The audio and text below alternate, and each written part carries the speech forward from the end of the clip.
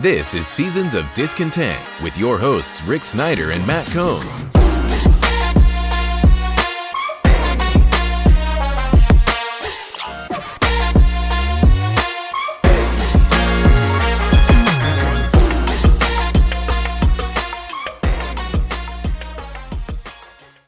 Welcome to Seasons of Discontent, Season 11, Episode 11. Probably got to bet that number somehow.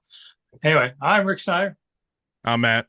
And we're back discussing all things Washington sports and life, which are good right now, I guess. And then simply share, like, subscribe, and even hit the thanks button. Rick Snyder's Washington. That's the word you forgot. Yeah, I knew I forgot something here. I got so excited. I actually did I do Monday night chats, 8 to 9 on YouTube.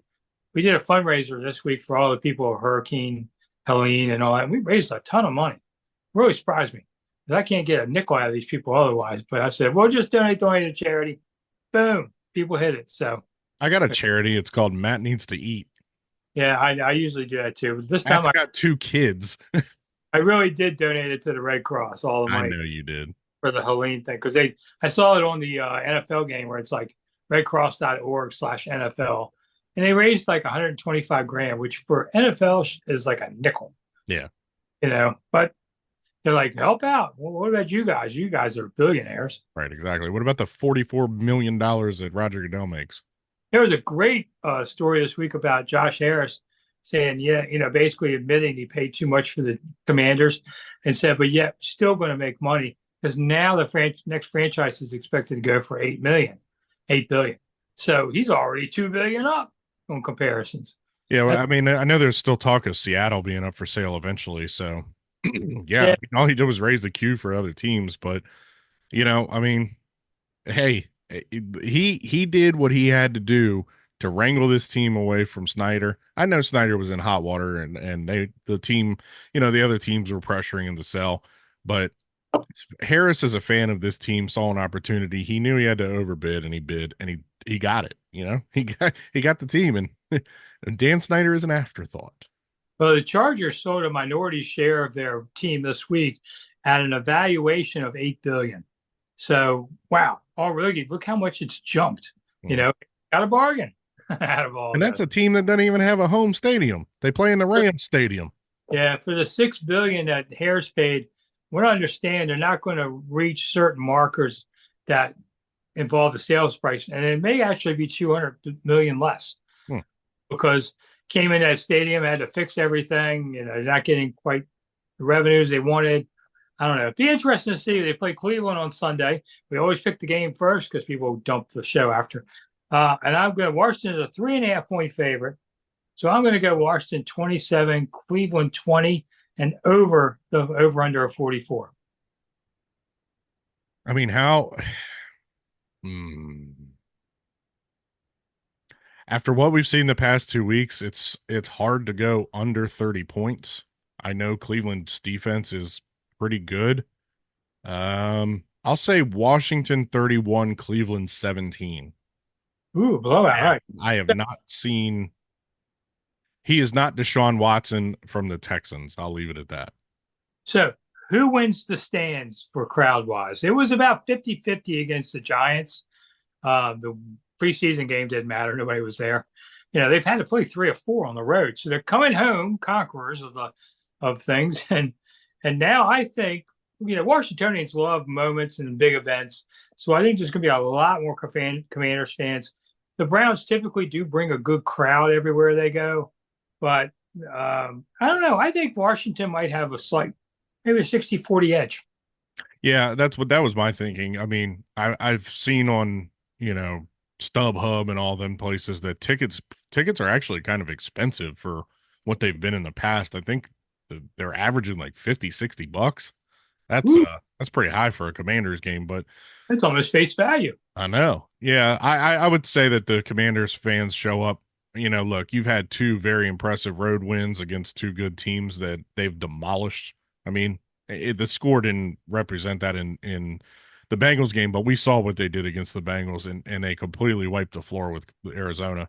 I think this fan base is energized. They're pumped. They want to see they want to see the number 2 overall pick, player of the or offensive player of the week, offensive rookie of the week, whatever. The kid's got so many dang on honors, and he's breaking so many records already. It's incredible. But yeah, I think people are going to want to get a piece of this.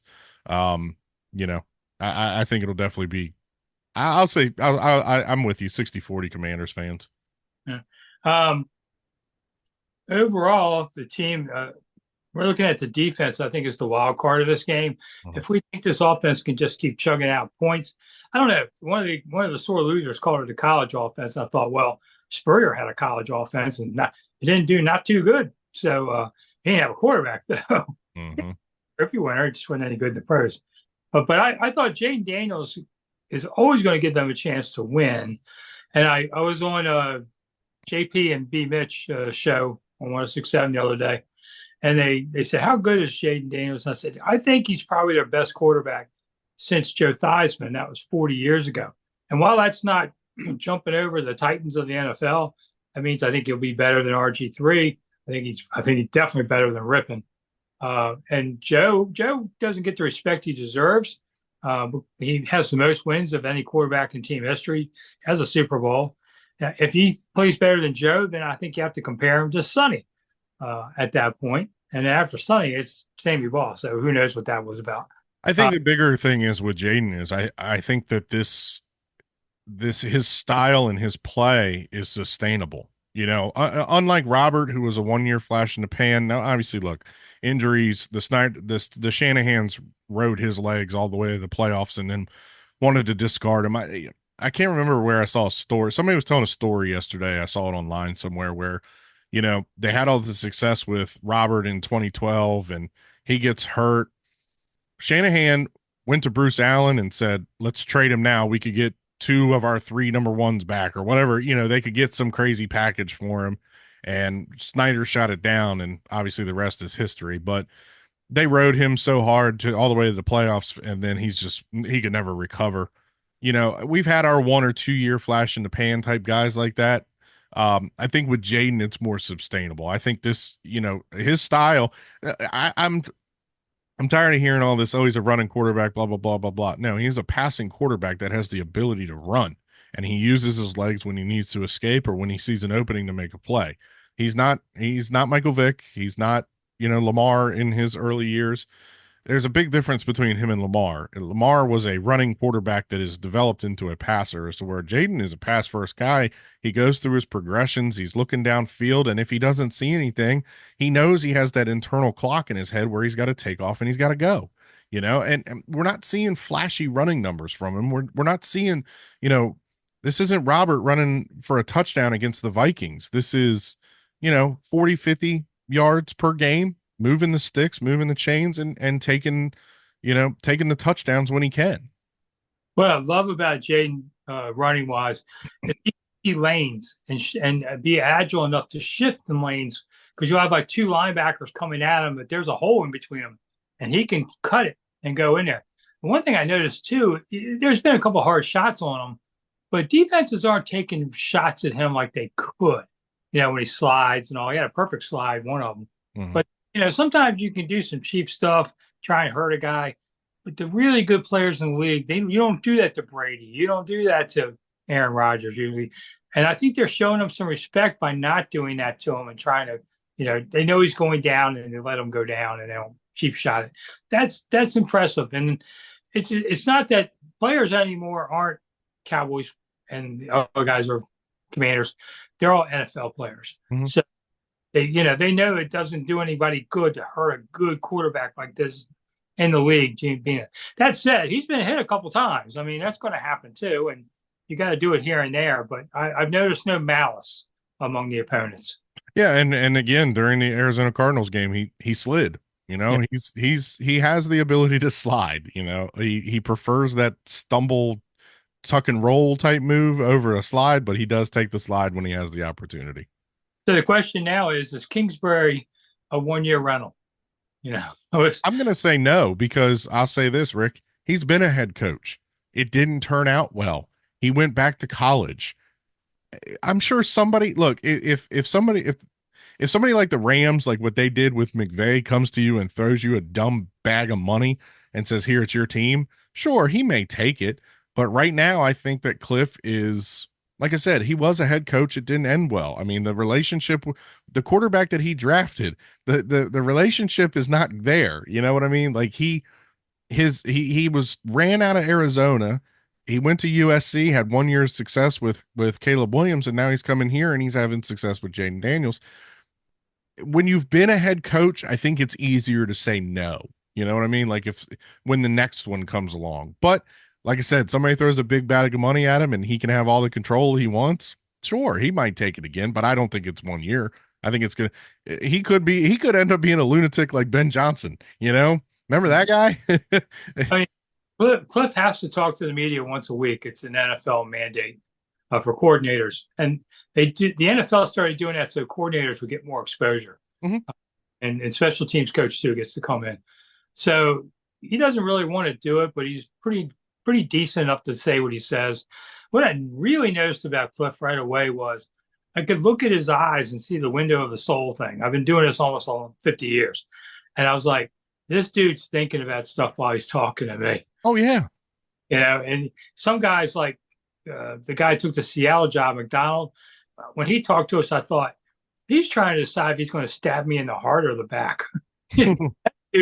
That dude was a little scary. I knew he'd be okay out in Seattle. Kingsbury is more a kind-hearted soul. The Post had a really nice story about him about the last couple of years, where he's been, what he's done. And he said at USC, he took the job. He said, well, here's a condition. I don't have to recruit because college coaches do crazy stuff. And I don't have to talk to the media. And so he only talks to us begrudgingly. It probably goes 10 minutes or so. Yeah. He doesn't say anything because what's he going to say? I'm going to run out of the pistol this week. But I think the coordinator that we need to keep an eye on is Joe Witt. You know, obviously the defense has started slow. They played well against Arizona, but that's a guy who's never been a head coach. He's come up through the rankings. You know, he's a minority, so he's going to get a first chance at a head coaching interview. And who's to say he doesn't go in there and pull a McVay and completely blow somebody out of the water and they make him head coach at 38 years old, you know? I mean, I think Witt is the one that we really have to watch. It's not going to be a 1 year rental. I think he'll be here 2 or 3 years, but that is an up and coming and rising star in the coaching ranks in the NFL. Yeah, I mean, and it's funny because Kingsbury and Witt are really polar opposites as people. Because Witt's ready to knock you out right now. Yeah. Look, Joe Witt when he had his press conference, I was ready to go run through the wall, man. That guy, he can motivate a potato to bake itself. He's the guy yelling at you, F around and find out. You know? Yeah, exactly. And Cliff is just calm, chill, like, yeah, I've been in USC for the past year and I'm chilling. Yeah, so I mean, we'll see what happens if the defense gets better. Hey, I think a year from now, we're going to see a bunch of new people on this defense again. And you can only play with that passion for so much. But when you're winning, people will give you that extra. Yeah. Start a few, and then things temper down a little bit on it. That's the interesting part. Their schedule going for the next few weeks after Cleveland, they go to Baltimore. Okay, that's a tough game. That's a tough game. I'm that's probably a loss. And I know you had talked about it.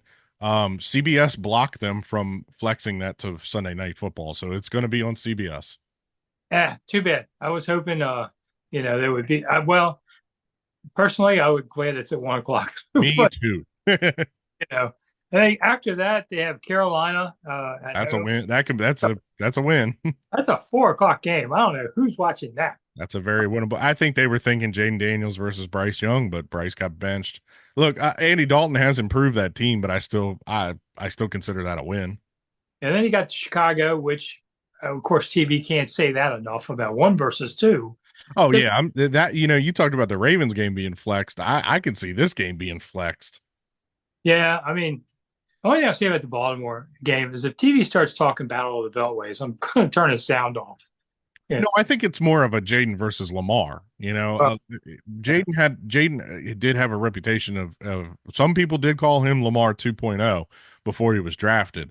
Not smart people, but there's always going to be that comparison to Lamar. Yeah, I mean they can beat Chicago and then they play the Giants who they've already beat it. Now can they sweep them? we'll see. It's a very improved offense than the last time we saw the Giants. I was not surprised that Washington owned the stands in Arizona because West Coast fans come to Arizona for a game. In the old days, when we were there every year. Yeah, I used to tell you I used to stay at the team hotel too. It was like watching rock stars come in. The crowds were huge out there for that because everybody on the West Coast didn't have an LA team. Everyone came to Phoenix to see the Redskins back then. I'm not surprised that, I knew a few people personally that went to the game that lived out West. Yeah. So they're starting to draw that kind of energy toward people again. So like I said, it may be stuck with Commanders. You get a little success here and people will, start singing Hail to that. Many changed to Hail to the Redskins. So, the songs. Hold on. Let's temper the Commanders keeping the Commanders because they were in the stands singing "Hail or Go Redskins," "Hail to the Redskins." The fans weren't cheering for the Commanders. They were cheering for the Redskins. Let's be honest here. Yeah, I think this year the name Redskins, just in street conversations I have with people are saying Redskins again. They tried to say Commanders for a year. It just didn't sound right, and they quit, and they went back to Redskins again. So when the owner of the team buys the team and he calls them the Redskins a couple different times in the press conference, I think people are more willing to say it now. Yeah, they're just fine. Talk to the lawyers, whatever. Everybody's tired of being PC-ish on this kind of issue. All right. Well, you're not wrong. If they win again, well, then it's on the Baltimore Battle of the Beltways. And it's funny because we've lived here all our lives. Baltimore fans can't stand Washington. All right. And Washington fans don't have any opinion about Baltimore. It's sort of like your cousin. You see him once in a while, you go up and have crabs. It's because we took the Bullets, and you guys can have them back if you want. There's not that two-way hate. It's kind of like when I used to cover Maryland against Duke, and Duke fans would yell, "Not our rival." As hot as that series was, because Duke's rival was NC down the street. Right. But they still hated each other somewhat. And I'm sure there's a little bit of it. It used to be when they had the joint Comcast show and they would have both things. I used to hear Redskins players say to the Comcast reporter showing up, "Oh, you're not in Baltimore now?" I mean, so they notice this kind of stuff on there, but now it's gone. So, God, I want that show back so much. Yeah, you can see it online, but it's not. No, it sucks. I hate. I just wanted to be able to go to NBC Sports or CSN, and there's Michael Jenkins and B. Mitch and Tana and whoever. I just want those guys on my TV again. It does. Harris and Leon just have to work something out. There needs to be a Commanders channel or a Commanders show on Monumental Sports. They're just or they got to do something on Masson. I mean, they got to figure something out. They have to have. We're the only team in the league that doesn't have local programming. I know Channel 9, but there has to be a pre and post game show for the team that's not online. But I saw an interesting tweet, and I know we're wrapping it up, but I wanted to get your opinion on it. It's the Raiders are apparently making Davante Adams available. I saw a proposed trade where the Commanders would trade a 2025 third and a 2026 second for Adams. We're not there yet, are we? No. I mean, that's the trade deadline is after week 9 now. No, I'm saying as a team. I know when the trade deadline is. I'm saying as a team. We're not there to make that move yet. I don't think so, but that's where you see it. Let's say you're 6-3. And the deadline's coming. Maybe you say, let's go in. I'd give up a 2 and a 3 for him if I have to do a little due diligence. Is he unhappy because he's just an unhappy person, or is he just unhappy there? If he's an unhappy person and causing problems, I'll pass. Well, and he was also out this past week, so you have to make sure his health is there. Yeah, well, he was wearing the wrong shorts, I guess. Well, no, that was somebody. But no, that was Ayuk. That was Ayuk. One of them. But that's the thing. I mean, that's what I was saying. Are we there yet? Because, we talked about it with the Ayuk deal. Do you risk pissing off Terry McLaurin? Well, guess what? Terry's getting his catches now. Terry's still your number one. He is definitely your leader. You bring in Davante Adams. I mean, I can see Terry taking it as a, hey, we're getting better. Like we're going for it. I don't think you're going to risk pissing off Terry. I tell you, another one we talked about at the last show, another guy, Noah Brown. Texans didn't want him anymore. Hey, come on in, bud. he's made some key plays. He hasn't been a major factor in the offense. I also think Peters is really keyed in on McCaffrey, I mean, he can snatch some balls. He's snatching balls out of the air like his dad. So I'm excited to see what the future holds for him. But I still think this team needs a another solid wide receiver. You know, I don't want to get too far ahead like we talked about, but this team still has some holes that they need to fill. But like you said, if you're 6-1, 6-2, 6-3, or 6-2 going into the deadline, and you got a chance for Adams for that, shoot, I'd kick the tires. Why not? Yeah, I would say, and I'm sure they're doing the due diligence now. That's something Peters is he's trying to stay 2 steps ahead of you. So I'm sure Peters has already got a list of free agent of yeah. trade possibilities on a board somewhere. Yeah, it's not like Bruce Allen who's like who's available, or or Vinny Serrato saying, hey, what's Dan want? It's so funny because we talked, when the cornerbacks and the safeties weren't really playing up to par the first couple games. Everybody's like, oh, well, why don't they bring in this veteran? He's a free agent, and the Titans cut this guy. We should grab him. And no. Let Peters do his job. The guy knows what he's doing. If he ain't bringing him in, there's a reason he's not bringing him in. Either they don't fit the system, they're hurt, they can't play no more, something. There is a reason that Adam Peters wouldn't bring a guy in. I didn't even know who Austin Seibert was, and all of a sudden here he is, 10 for 10. And I just picked him up on my fantasy team because my kicker's on bye. Oh, yeah, Austin Seibert. I had him on my fantasy team as a backup guy. I'd never heard of him either. Me neither, man. I heard more of Cade York than I did Austin Seibert, and Cade York came in here and was a shankopotamus. Yeah, I know. It really did luck out that this guy has helped them so far. And they retained a 7th-round draft pick by getting rid of York. Yeah, they'll be picking up guys. That's what I like about Brandon Coleman, looking like he's going to work out at left tackle. Yeah. The 1st-round pick now shifts to a corner or an edge rusher. It's a defensive pick. Oh, yeah. Or so. I think more so than even receiver. We see how your free agency goes. All right, we're out of here. We already spent way too much time, I guess. But thanks, everybody, for watching anyway to the end. Yeah, if you're still here, you get a cookie. Yeah, the 3 of you left. We appreciate it. I know Antoinette's here. Oh, okay. Thanks, Antoinette. I'm Rick Snyder. I'm Matt. See you soon. Bye. Thanks for listening to Seasons of Discontent with your hosts, Rick Snyder and Matt Combs.